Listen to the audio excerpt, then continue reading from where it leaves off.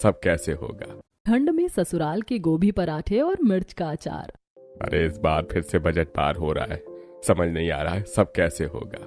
कोई बात नहीं जी, इतनी चिंता मत कीजिए। हम इस बार बजट पर थोड़ा कंट्रोल करने की कोशिश करेंगे, फिर सब ठीक हो जाएगा। बजट पर कंट्रोल करने का तो सवाल ही नहीं होता है। महंगाई दिन ब दिन बढ़ती ही जा रही है और हर चीज के दाम बिल्कुल आसमान छू रहे हैं। हॉल में शांति और रमेश बैठकर बात कर रहे थे। वहीं दूसरी तरफ घर की दोनों बहुएं रसोई में खाना बना रही थी। दीदी, मैंने सरसों का साग तो बना दिया है, क्या इसके साथ हम मेथी का रायता भी बना दें? हाँ बिल्कुल, मेथी का रायता बना देते हैं। जब बाजरे की रोटी है तो सरसों के साग और बाजरे की रोटी के साथ मेथी का रायता भी अच्छा ही लगेगा। एक तरफ नेहा मेथी चाटना शुरू करती है, वहीं दूसरी तरफ प्रीति बाजरे का आटा गूंथ रही थी। आटा गूंथने के बाद प्रीति गर्मा गर्म रोटी बनाना शुरू करती है और वहीं दूसरी तरफ नेहा ने भी दही में मेथी को मिक्स करके उसमें नमक मिर्च डालकर रायता अच्छे से बना दिया था। खाना बनाने के बाद सभी को खाना परोसा जाता है। क्या बात है, आज तो सरसों का साग और मेथी का रायता भी है। जी मम्मी जी, बाजरे की रोटी के साथ ये दोनों कॉम्बिनेशन बहुत अच्छे लगते हैं, इसीलिए हमने दोनों ही बना दिया। बहुत अच्छा किया। बाजरे की रोटी और सरसों के साग के साथ रायता तो अच्छा लगता ही है। बिना रायते के फिर खाने में वो मजा और स्वाद नहीं आता। सभी खाना देखकर खुश थे, लेकिन रमेश के माथे पर थोड़ी सी शिकन थी। लेकिन अब हमें थोड़ा सा बजट का कंट्रोल करना होगा। इस महीने हम जो पॉलिसी भरते थे सीधे उसके 30,000 रुपए बढ़ गए हैं। सच में महंगाई आसमान छू रही है।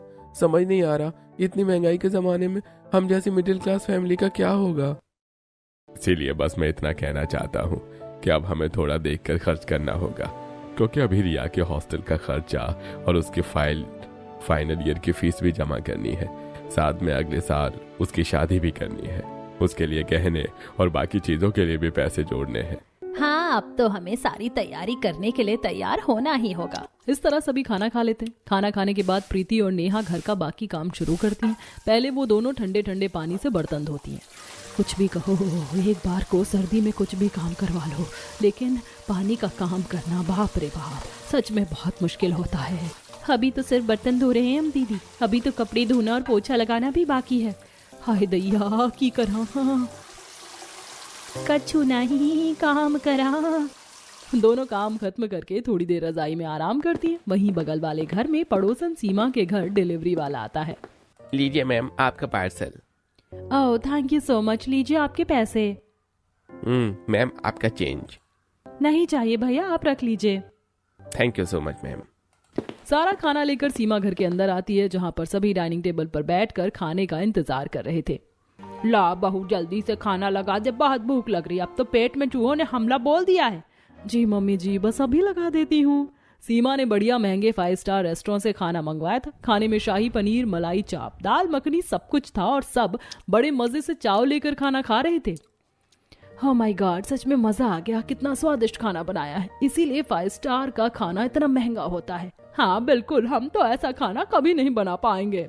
बस बनाने की लगन होनी चाहिए मम्मी, बनाने वाले तो वरना कुछ भी बना लेते हैं। कहीं आप इनडायरेक्टली हमें ये तो नहीं कहना चाह रहे हैं कि हमें खाना बनाना चाहिए? हाँ नहीं, मैं भला तुम्हें क्यों कुछ कहूँगा। अरे वो तो आज हमारी काम वाली छुट्टी पर है, इसीलिए हमने बाहर से खाना मंगवाया है। इस तरह बातें करते हुए सभी खाना खा रहे थे। वहीं दूसरी तरफ प्रीति के घर में शाम को जब प्रीति और नेहा दोनों खाना बनाने की तैयारी कर रही थी, आज अभी हम नॉर्मल सी मूंग दाल बना लेते हैं। घर में सब्जी खत्म हो गई है, कल बाजार से जाकर लानी होगी। हाँ दीदी, मिर्च का अचार है और दाल के साथ हम खाना खा लेंगे, फिर तो आज खाना जल्दी ही बन जाएगा। तब प्रीति एक चूल्हे पर जल्दी से दाल छौंक कर उसे उबलने के लिए रख देती है और वहीं दूसरी तरफ नेहा भी आटा गूंथ कर सबके लिए गर्मा गर्म रोटी बना रही थी। बाहर हॉल में रोहन और यश भी काम से घर वापस आ जाते हैं।